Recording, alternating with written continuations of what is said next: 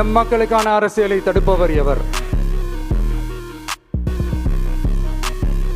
அதனால தோழர்களே, நமக்கு வந்திருக்கிற இந்த இடையூறு வெறும் டெம்பரவரி மட்டும்தான். எல்லாத்தையும் தகர்த்தெறிவோம், மக்களோட கை கோர்த்து நிற்போம், மக்களோட களத்துல போய் நிற்போம்.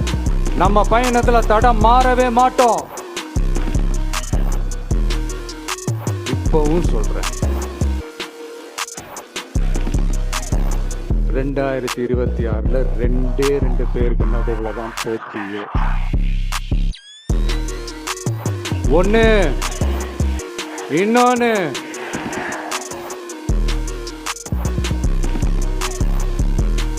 இந்த போட்டி இன்னும் ஸ்ட்ராங்கா மாறப்போகுது. 100% வெற்றி நமக்கு. வாகை சூடுவோம், வரலாறு படைப்போம். கான்பிடென்டா இருங்க, நல்லதே நடக்கும், வெற்றி நிச்சயம். மீண்டும் சந்திக்கும் வரை நன்றி, வணக்கம்.